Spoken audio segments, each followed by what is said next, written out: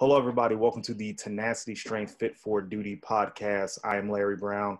My co-host, Vaughn Atine, is out this week, attending to some personal family time, which is warranted, seeing as that the weekend that we are in, 4th of July weekend.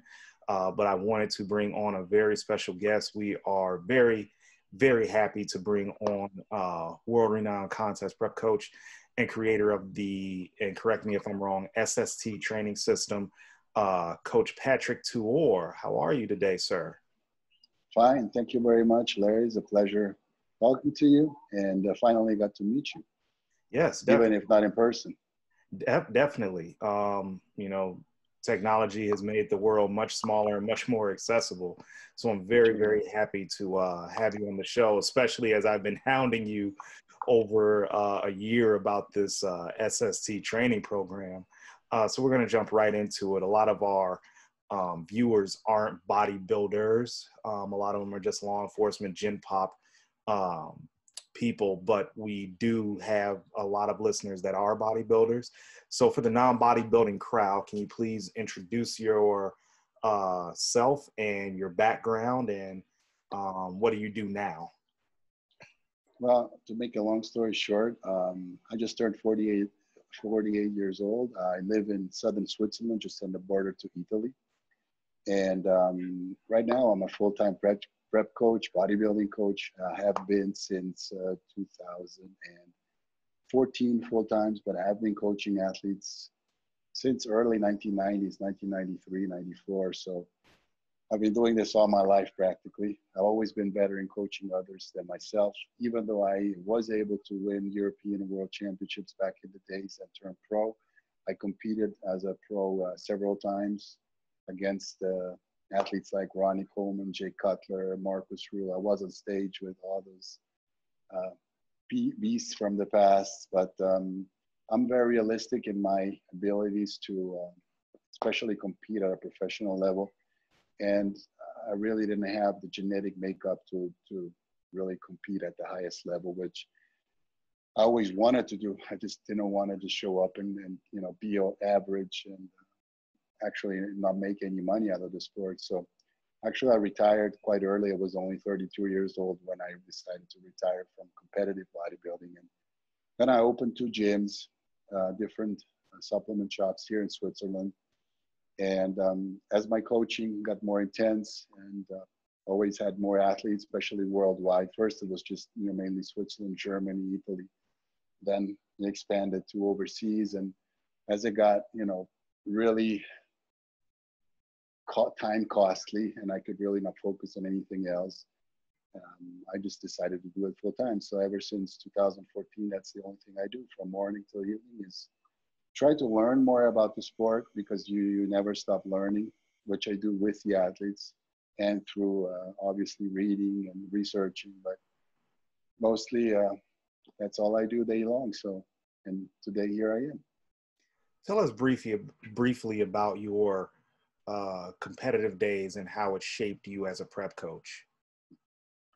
Well, I think you have to kind of see the circumstances and era which that was late 90s, and you probably remember it was a very different bodybuilding scene back then.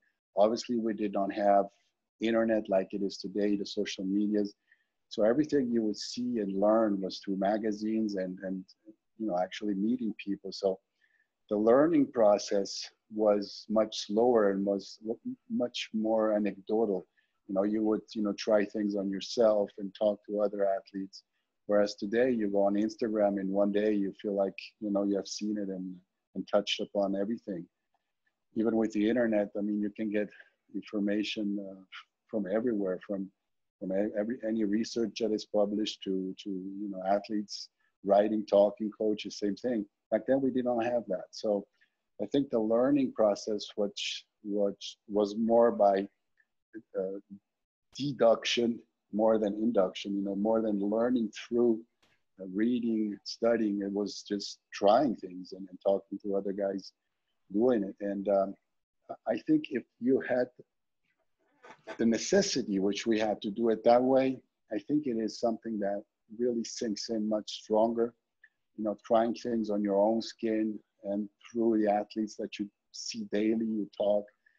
I think it gives you a stronger feeling of what works, what doesn't work, what should be done, what shouldn't be done, than just simply, you know, theoretically learning about it. So I think that's the biggest difference from back then to today. And I think that is, you know, something I will carry with me for you know, all my career as a bodybuilding coach, because I went through it. You know, I walked the walk, and I know what it means to do certain things on my bones and my skin, on my stomach. And I think today's, you have a lot of young coaches who are really good actually at what they do, because the results, you know, the athletes have speak for themselves. But I think they lack a little bit of this hands-on experience. They didn't go through it all. I mean, I'm not saying that you need that as a coach, but I think if you have, you know, walked the walk and gone through certain things, and not just got the information through other coaches, which most of the guys now do, and really had to find out yourself what was good and what was not. It just is like it's part of your DNA more than your brain. It's just, you know, sinks in you. So I think that's probably one of the difference with maybe other coaches.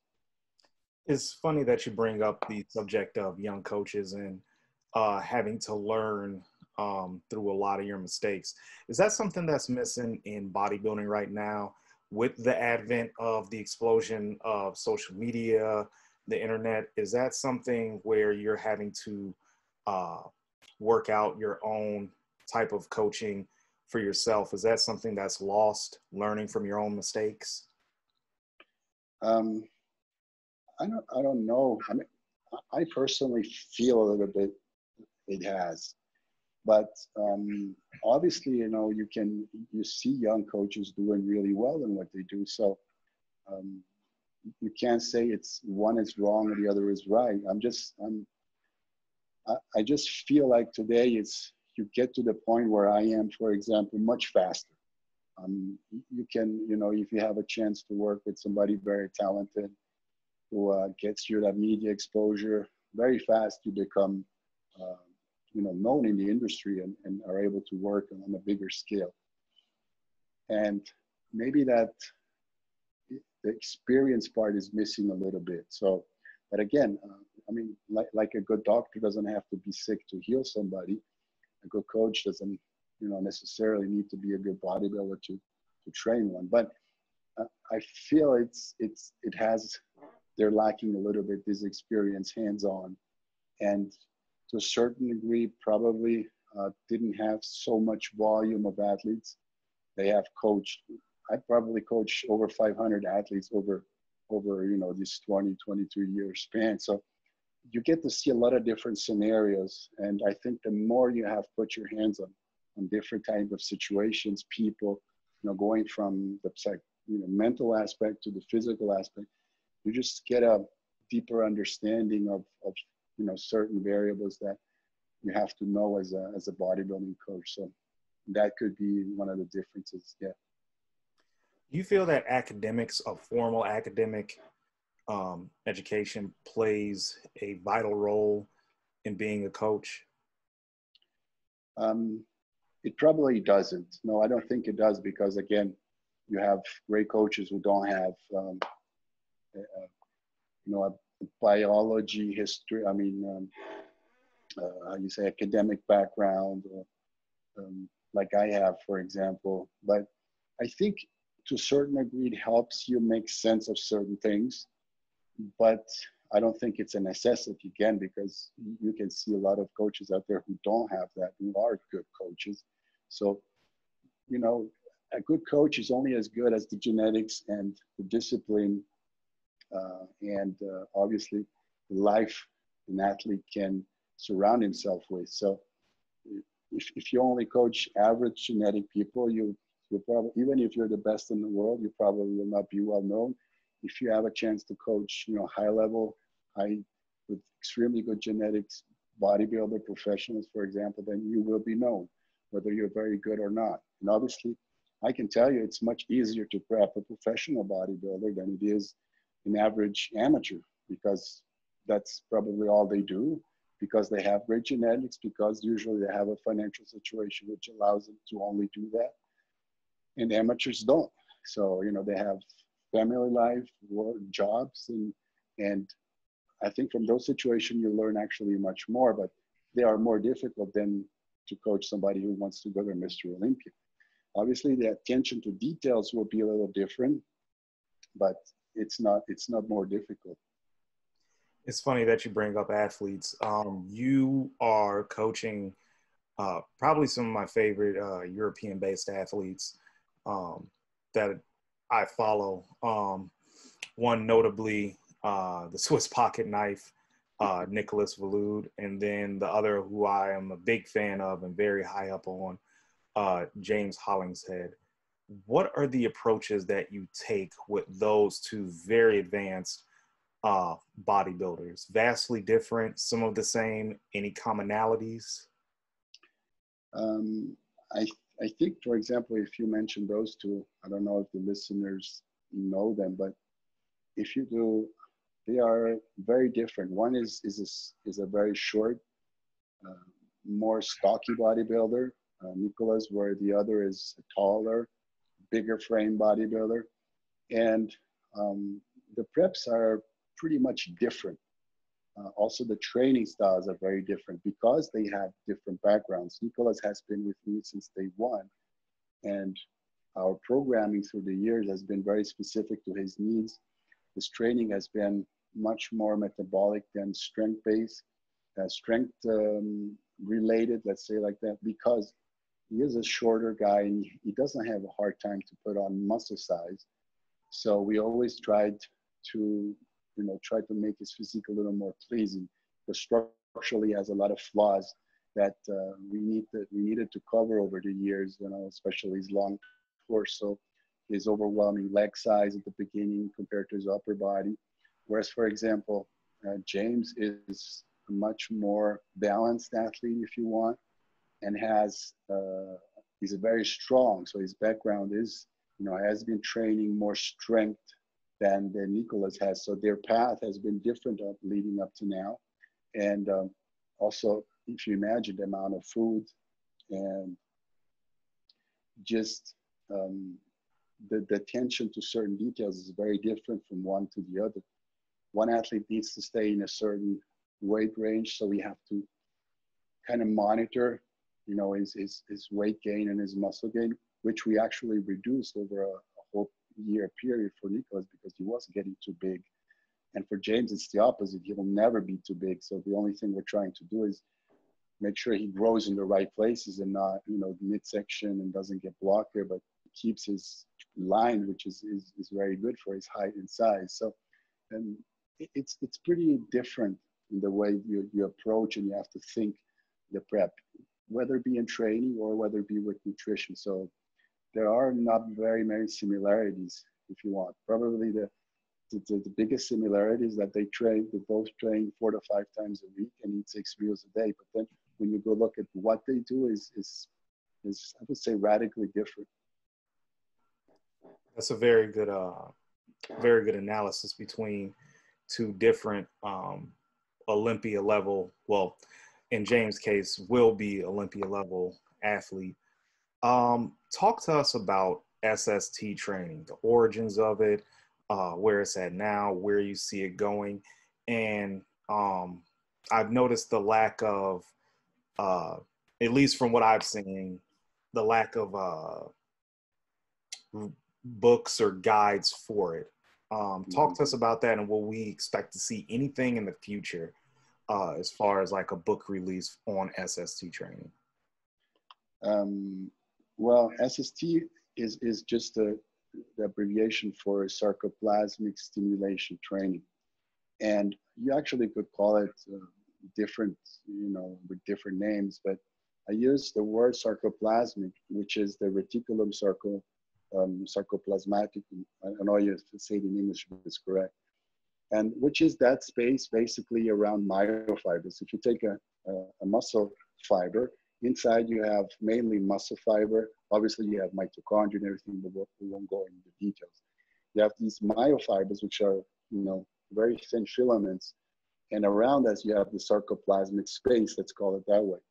And if you look at, for example, the difference in structure between a power lifter and a bodybuilder, the main difference you will see in the structure of this space around the myofibrils, because training is different. I mean, you know, both athletes, being powerlifter or bodybuilder, eat a lot of food. Most of them probably, you know, take performance-enhancing drugs probably.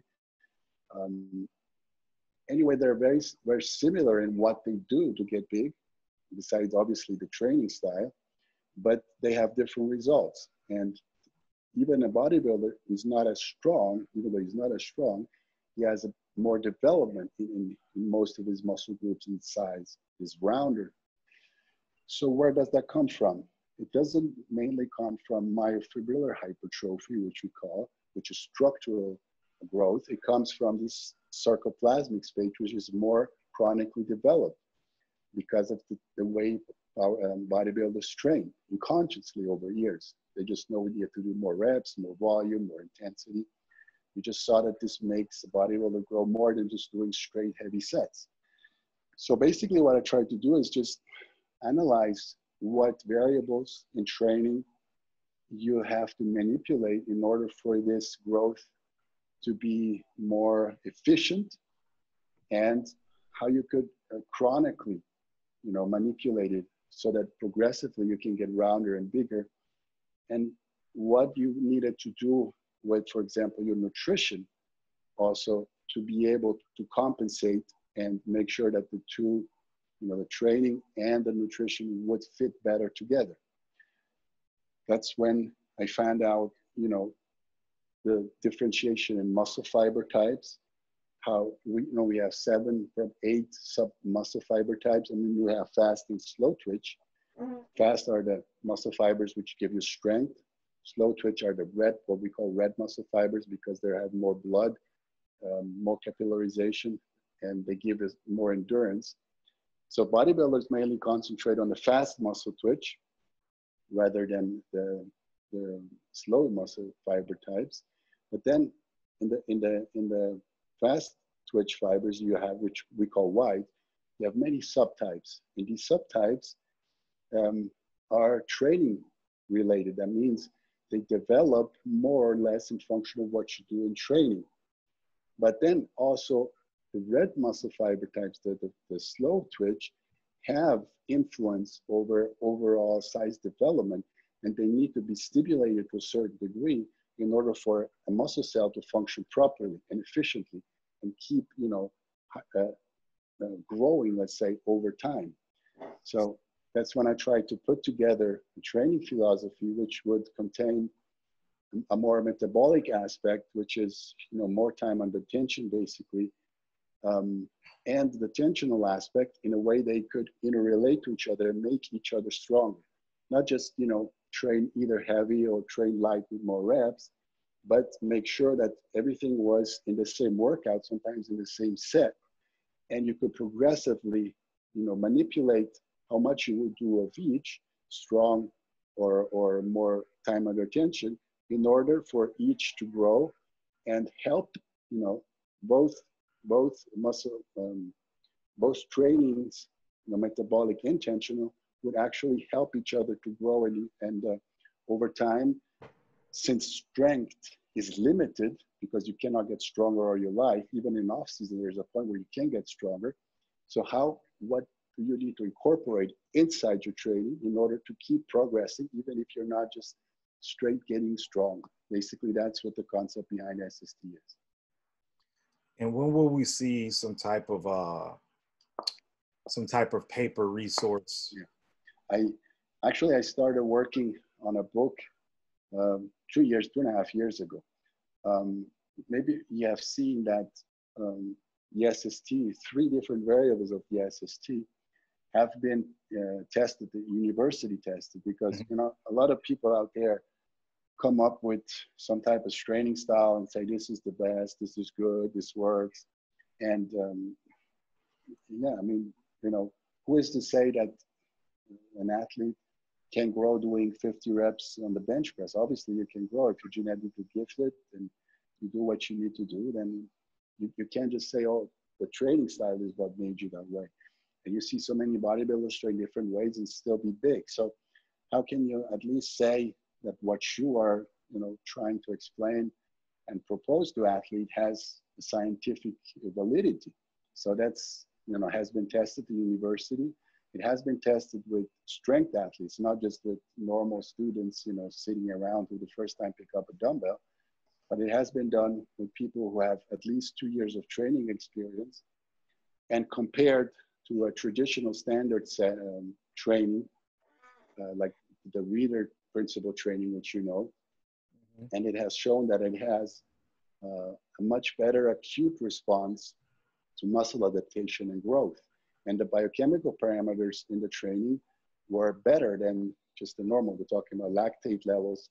We're talking about inflammation process post-training and everything. So it has shown, even when tested, a positive effect in an acute response. That means, within the 24 hours after training.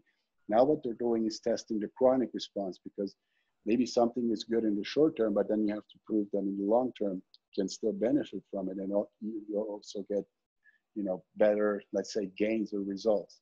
And that is being done, and probably will be finished by 2021 in the summer. Everything has stopped now because of the coronavirus, so they'll probably have to reset everything and start over again. And when I will have all these results, then I feel very comfortable in, writing or putting it on paper and saying, look, this is what I would advise you to do. This is what I know is good. This is what anecdotally with athletes I've seen work, and I can prove it also in the scientific part, because if you don't have the scientific part proving that what you say is right, at least scientifically, then it's just an opinion that you have. I mean, that's the way I feel. So for it to come out, it will take a little more time, because others just don't want it to be a marketing gag, or one of the, many trainers out there saying, oh, this and that, do this, and call it a name and say this is, somewhat revolutionary, because it's not. So I want to make sure I can prove what I say, not just with the athletes that I train, but also, with the scientific backup. So this is where programming and art kind of combines to make something very, very special. How long did it take for you to develop this type of programming for your athletes? Well, it probably took all my career, basically, because, I had started to do certain things, but unconsciously. You go by field in the gym first on yourself, then you try it on some athletes that you train.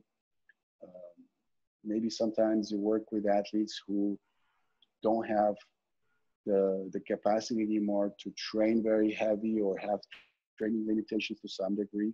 So with your instincts, you try to develop, ways to train, which can still, keep them progress. And at one point, I got to where I needed to understand what I was doing. There's one thing to say, oh, try this or do this or experiment on yourself. And the other is trying to understand and make sense of what you do. Know how much you have to do it. How long do you have to do it? Why? And know what is happening inside your body that makes doing certain things good.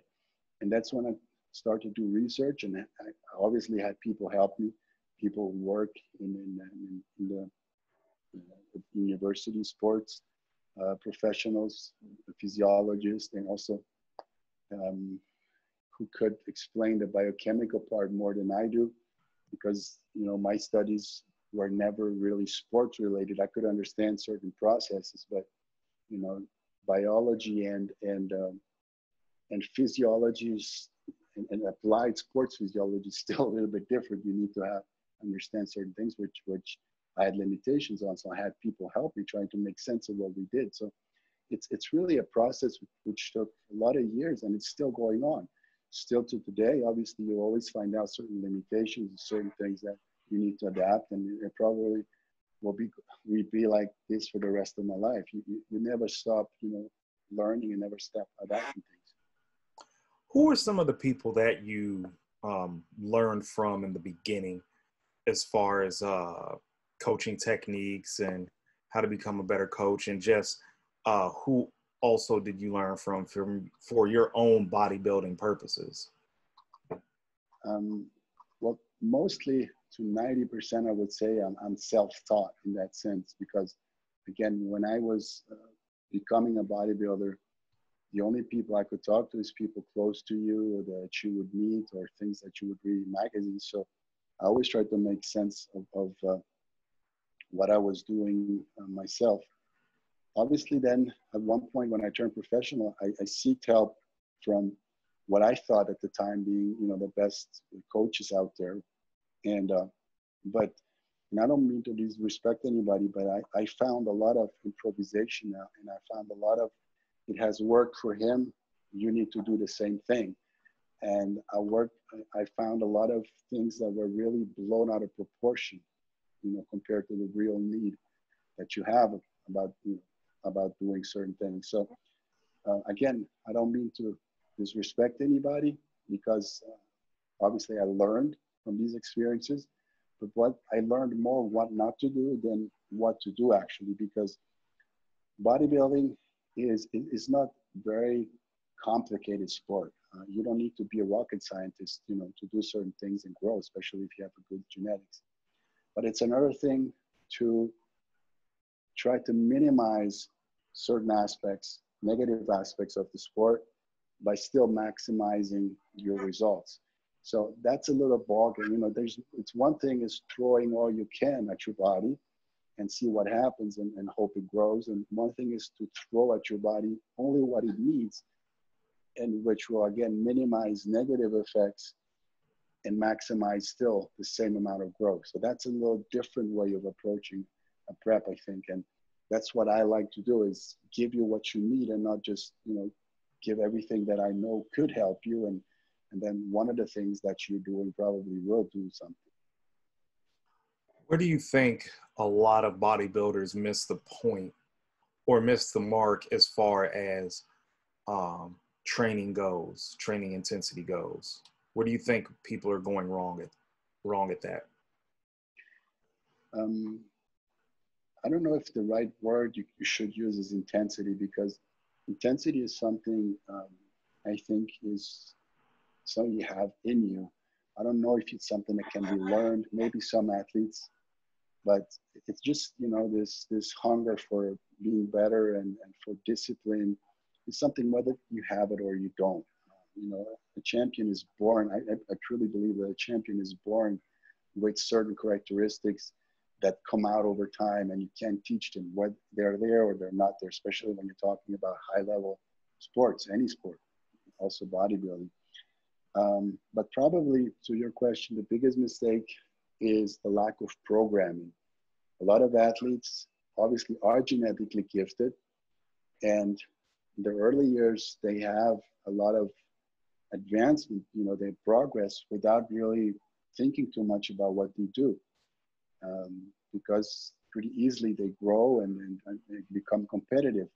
Especially these athletes are really the ones who could take it to the next level, but they have been in this habit of, getting things easier, that it's very difficult at one point to make them think differently and really approach the sport from a more technical side and from a more precise, aspect of seeing things. So that's probably one thing. I could make examples like, you have athletes like Dexter Jackson, at the time, Liv Rowan, Flex Wheeler. You could see they never really had to, what we call, kill themselves to be what they are. What they did came natural, so they never really took it to the next level. Obviously, I can't put Dexter in this because he is one of the greatest of all time, but he lasted so long because you really never had to push it so far, because if you and me probably would train like he did and do things like he did, we'd never be like him. No. But then you take somebody else like Ronnie Coleman, for example, who had these great genetics but took the training to a whole new level. You take somebody like Dorian Yates at the time, who took, who rewrite the books back in the days and took, his training to another level. They were able to make the difference. Ronnie probably unconsciously, because it was just his nature to be this freaky athlete in the gym. Dorian, because he knew that he didn't have the genetic makeup of his competitors. And he did take a mental approach and analyze training and took it to another level.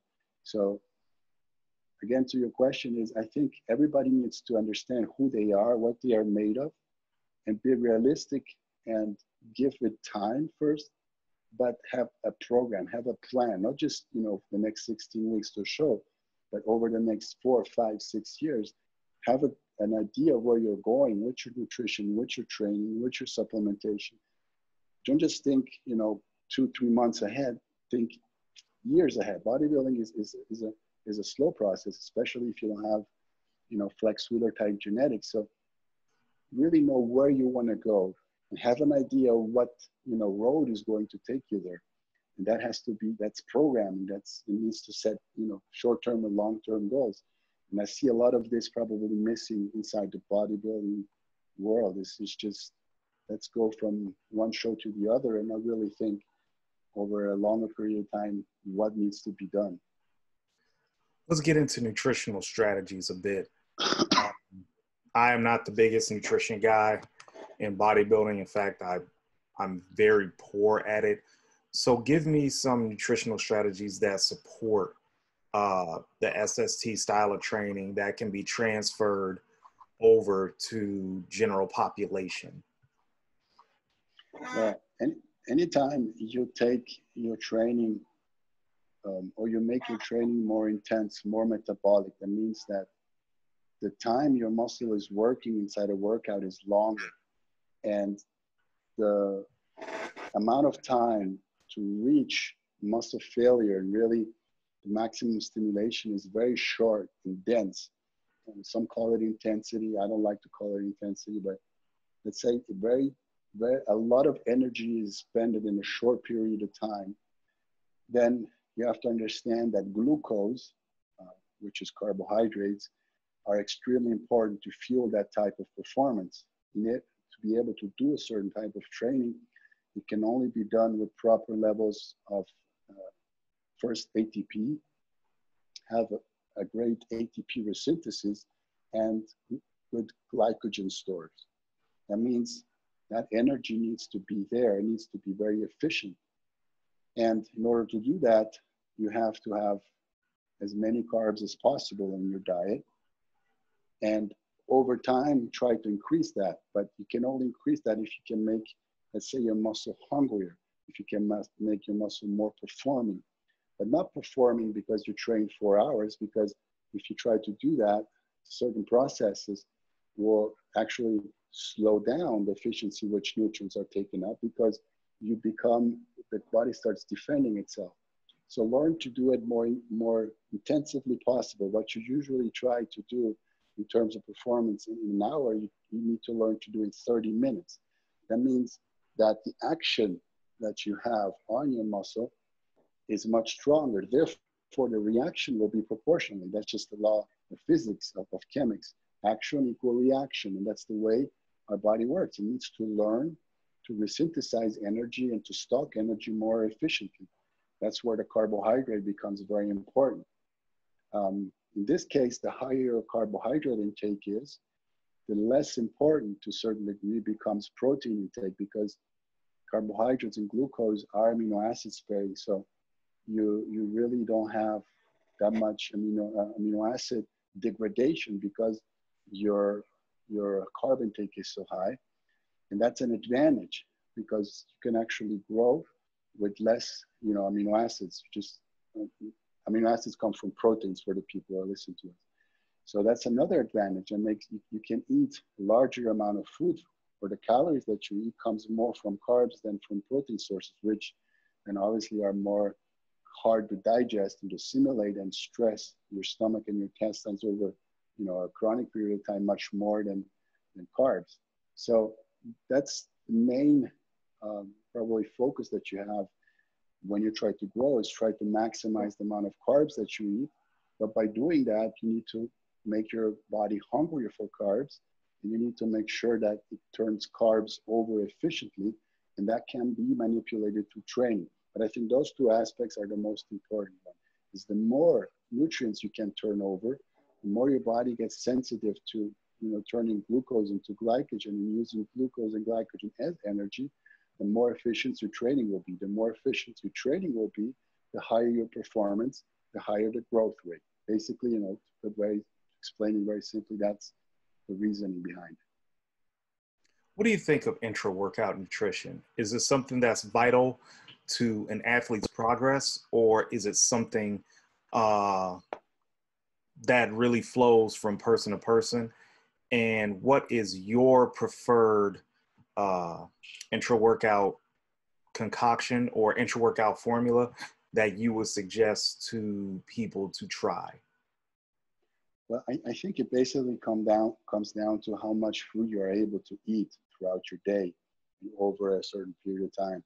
If you're well nourished, if you are able to introduce a lot of calories or good calories, especially carbs, I think this intra workout isn't necessary, and I actually don't like it, because you have to understand that inside of training, your body, your muscle contraction, actually uses energy, which is stored in form of glycogen and ATP reserves. So the body is trying to, put out energy, give you energy, and at the same time, you're trying to feed it energy. So you're asking your body to use what it has to produce energy through muscle contraction and other, obviously, metabolic processes.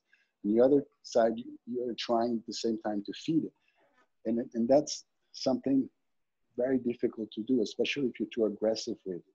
So if you have enough calories, if you're able to eat enough carbs before your training and after your training, that little span of an hour and a half which you train is actually even positive if you, to some degree, empty your energy reserves, because a very well-known process, which is called this compensation process, which you don't grow through during the training, but you grow 8, 10, 12 hours post-training. Mm-hmm. So if you're actually able to put your body in a slight deficit during your training, create this deficit, and compensate correctly from it, the process which you will create, which is this compensation process, will actually benefit you more over the long run than trying to force feed, your muscle during the training. Obviously, if you are, for example, carb sensitive, or you're calorie reduced and a very large bodybuilder, and need to do very intense trainings, it's somewhat, let's call it, dangerous to train in these circumstances, and you can't break down amino acids for energetic purposes. So maybe in this case, you would introduce some type of carb source during the training, highly branched cyclic dextrin or the target or something like that, but very little. We're talking even a large bodybuilder like James, for example, would use maybe 20, 30 grams and that's it. What I prefer to do in these cases, have a small, highly absorbable meal, maybe 45 minutes before training with, again, some simple type of sugars like highly branched cyclic dextrin and some amino acids, but give it time to settle in the stomach and be absorbed, and not trying to force something in your stomach through your training. So again, you always have to see the acute response, what is it causing, and then over the long period, if something is sustainable and gives you also benefits in the long run. So I would advise, if you're well nourished, not to force too much nutrients inside your training, and use that to sensibilize your body and to compensate to take more nutrients up post-training.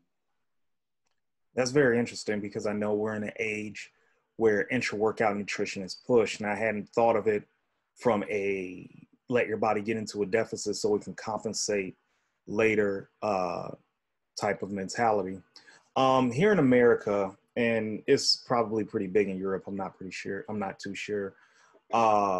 A lot of us, including myself, we're high up on pre-workout powders. Advantages, disadvantages, your personal opinion on them? Well, what is in these pre-work? You mean stimulants or? Yeah, stimulant-based pre-workout. Yeah, again, if you do it once in a while, you had a bad day, or you didn't sleep well, but you need to train, then taking any type of stimulant to some degree obviously can help you go through the training, but you always have to keep in mind if you stimulate your body, let's say chemically, what you do is you stress adrenalinic response. You force your body to produce adrenaline and norepinephrine, byproducts of adrenaline, which stress your organism and make your what is it called in English? Your serotonin. The gland that produces adrenaline. Not amygdala. Not amygdala. I can't pronounce, but I know what you're talking about. Anyway, when you stress, this adrenalinic response from your body, the body will try to compensate, especially post-training. So it actually puts your body in a very dangerous state, from which it has to recuperate post-training. And that can be catabolic because then cortisol levels increase, stress hormone levels increase. So while you're doing it, you feel actually very well. But also remember that this increased alertness and this increased strength is in your brain. I mean, it is mainly your brain which gets this information from adrenaline, this fight for it mode that you are in, not your muscles. Your muscles try to be something that your brain is, but they're not. And the hormonal cascade that you have post-training, especially if you do it chronically, actually hinders your growth process. So you just become this beast in your mind, which you're metabolically not. So you're just kind of forcing your body into a state which naturally can be. And if you once in a while, it's good. If you do it over the long run, you're probably going to have a hard time growing from because of this, trying this compensation the body will try to do from something he isn't naturally able to do. It's one thing to take performance enhancing drugs. It's one thing to enhance your training to a point where you're mentally in a state where metabolically you're not. So I would, advise to use it sparingly. Let's go back to training for a little bit. Exercise selection. How important is that in the overall scheme of programming? And what do you look for when you're choosing exercises for your athletes? Most of the time, that is something I leave up to the athlete. I give suggestions, especially certain muscle groups when you're trying to create a certain response. For example, being back thickness more than width. Same thing for chest, or create more sweep on a quad. Obviously, there's certain exercises will be more efficient in doing what you're trying to do with that muscle group. So that's when, I'll talk with the athlete and say, look, maybe we have to focus more on certain type of exercises than others. But basically, what I've learned over the years is it's very important that you try to do those exercises where you feel the most comfortable with, where you have the best mind-muscle connection. Even if it's a few exercises, it's better to do those where you really are performing well than to try to do some exercise because it has been said to be so good and so growth promoting that it's not working for you. For example, free weight squats or deadlifts. Not everybody has that connection or the ability to really perform in those exercises efficiently. So you're just wasting energy. So really what you're trying to do is find those exercises that work well for you, which you connect well to, and try to really take the most advantage out of that. One thing you can't forget is that a muscle does not know what you're trying to do. A muscle contracts and relaxes. So whether it comes from a leg extension or a free weight squat, a muscle is still doing the same type of work. So what you have to see is the load that you're using, how efficiently it transmits on your cell, which is contracting and relaxing. If that load is efficiently, transformed into energy, then it's a good exercise for you. If not, don't force yourself in trying to do something where maybe you're trying to compensate with other things and just wasting a lot of energy instead of targeting that muscle which you're trying to work. What do you think of trainees that use the logbook as a measurable uh, book of progress? Is that something that can be sustained long term, or should it just be introduced in certain training cycles and then a more instinctive approach comes along that you use? I think that is something very interesting for people, for beginners and intermediate athletes, to see where they are, see their progress. It's a good thing to know, what has been done and where they still need to become better. And it's always good to look back over a week, over your trainings, mentally go through the things that you did. So I think it's actually pretty positive. Then when you reach a certain level, especially at the professional level, very large bodybuilders, it's very, I mean, nobody says it shouldn't be written down what you do, absolutely not. But it becomes much more instinctive, and you have to react much faster on things that you do because your body is so highly responsive to everything that probably daily what you do is, see what your performance looks like, your overall feeling, energy and recuperation, and based on that, then you decide on what to do. And more than the performance itself, what becomes important is the volume of training that you use. At a certain level, it becomes very important to reduce, to increase, the amount of work that you do in function of what your body is responding. More than the numbers in each lift, it becomes important how much total work that you do. So you have to have more of idea of the amount that is work is put in your training more than each single set where you're progressing or not. Let's get into an often taboo subject, um, pharmacology. Is it necessary to be a good bodybuilder with bodybuilding pharmacology?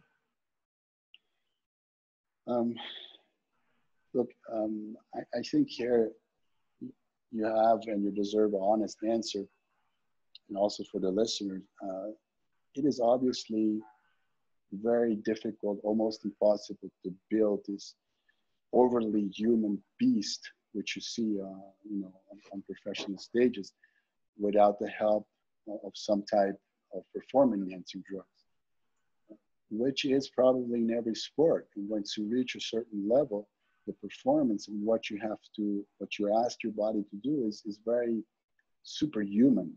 Let's say that's just the right word. So it's very difficult to obtain that type of performance and look in bodybuilding without, a certain type of help. I think the most important message that I can give is really understand that it's not a matter of how much. Believe me, I'm, 24 hours inside bodybuilding, especially at professional levels. And what I see is really sometimes out of this world. What I see some athletes do to look the way that they do is just, how would I say, it just doesn't make any sense anymore. Um, Over the years, there has been this myth that the more you do certain things, the bigger and better you get. And I can tell you, it's totally not true. Sometimes you just need a little longer, and over time you will have better results instead of wanting to gain 20, 30 pounds over 3, 4 weeks, which is just not something your body will able to sustain if it has, is a result of an acute over physiological amount of chemicals. You just can't. I mean, you look like something you'll not be able to sustain over time. And also your health will suffer from it. So yes, performing enhancing drugs are part of being the superhuman bodybuilder, but there is a difference between abusing certain things to certain degrees, which too many athletes do, and use it to a certain way to your advantage, making sure your performance is the highest possible and that you recover from your trainings, period. It needs to be the purpose if you decide to do something like that. And always keep your health parameters under check. If something starts to go overboard and stays too long overboard, then you just lose control of what you are and what you will be. So that's the message that probably want to give. How important is a aggressive mental aspect as far as making progress? How important is that in bodybuilding? Oh, it is probably very important, but it is also important that it's something that you can switch on and off. You have to understand that you can't be always on. Again, your body will start to suffer if you're always on and trying to kill every training that you do. There are periods, and the higher the level you are, the more of these you need is you need to turn this beast on, this aggressiveness on, and you need to turn it off. That's the main aspect that high level athletes need to learn. And also be that beast inside the gym and not outside. Outside, you have to relax. Outside, you have to come down. You have to compensate. And don't try to be that beast for too long of a time. Always, be able to take a step back, recalibrate everything mentally and physically. So that's probably the most difficult thing for athletes to do, is to switch this thing, this aggressiveness on, but be able always to come off from it. Many athletes stay on this 24 hours a day and for a long period of time because they just become so tunnel vision, which you need, but what makes you to a certain degree at one point will start to hurt you. In today's age of social media and bodybuilding, what do you see online that gets you excited and hopeful for more athletes to come into the sport?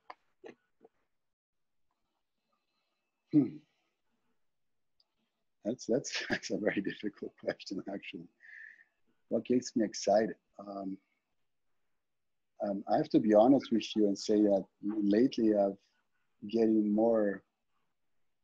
less excited than excited. If I look back at how the sport was, 15, 20 years ago, I saw more bodybuilding. I saw more work.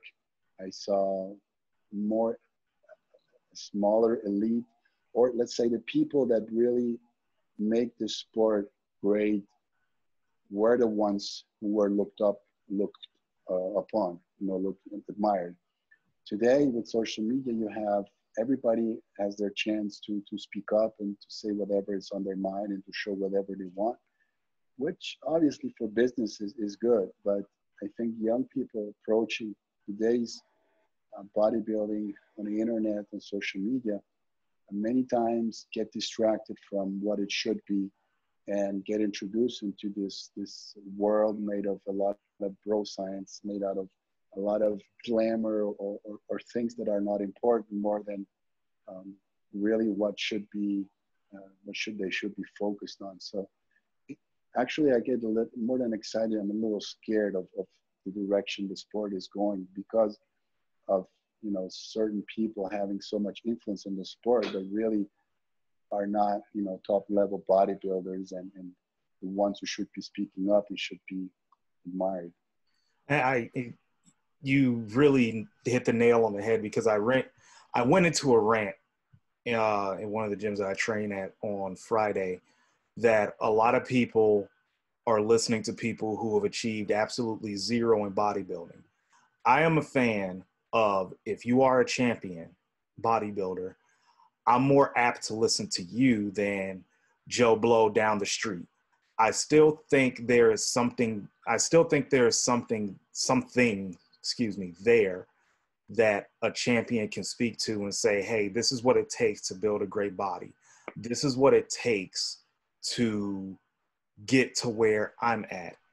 But what I'm finding is that people, again, who now have a voice that didn't have a voice before, because, back in the 90s, the only way to really have a voice was to be in a magazine. And 9 times out of 10, the person that was who penned the article, whether it was a pro bodybuilder or an amateur, really didn't pen the article. It was their words, but it was a ghostwriter. People still listened. I find that is what's missing today. We're not listening to champions. We're listening to people who have never done anything outside of learn how to hit a pose correctly for a filtered camera lens. Yeah, I agree with you. So let's talk about people coming down the pike. We obviously have Nicholas and we have James. Who else that you're coaching, who else is coming down the pike that we should be on the lookout for? Sorry. That's all right. Okay. Look, I don't really want to make names because I think these people need to prove themselves before I have, before my words reach other people out there. But all I can tell you is I have the privilege to work with some very young, talented athletes all over the world, actually, some in South America and Mexico, Brazil, some of them in the Arabic world, very talented, hardworking people. But, Larry, I've seen so many good young guys have it all, and all of a sudden they just, step out of the line. They just lose it. They just lose focus because it's just hard. It's hard physically, it's hard mentally, it's hard financially. So I don't want to blow sunshine up their ass, like we say in Switzerland, before they actually walk the walk. So also some very good pros that are very fresh in the pro ranks that I work with have the potential to be really good. But again, before we speak of them, I think it's good if they show that they deserve that respect and show it on stage before we show it on social media, because I show a lot of things on social media and they look great and they are proud of it, but that's one thing. Show it on stage takes a whole different beast than to look good on Instagram. So let's wait, and I'll be happy to come back to you and talk to you about some of them when they have proved themselves. And hopefully we'll still be around. Like I said, we're a young podcast, so yeah. Hopefully we'll still be around. But Patrick, thank you so much for showing up on our show. Thank you so much for sharing your thoughts, your insights on bodybuilding. If people want to get in contact with you or follow you on social media, give us some of your social media handles and where they can reach you at. On Instagram, it's P-Tuor, T-U-R, and on Facebook, it's Patrick Tuor. My email you find on my Instagram, but it's bigpat@hotmail.ch. So that's where they can find me if they're interested. Okay, awesome. Thank you so much, Patrick. We really appreciate it. Thank you for having me, Larry. Thanks for the opportunity, and let's do it again some other time. Absolutely. So for Vaughn Atene, who is not here, I'm Larry Brown. Thank you for watching the Fit4Duty Tenacity Strength podcast. Subscribe to us on Apple iTunes and listen to us on Spotify. We'll be back with you next week with hopefully another guest. We're still working that out. And again, Patrick, thank you very much. You have a wonderful evening. Thank you for having me. Have a good evening. Have a good evening.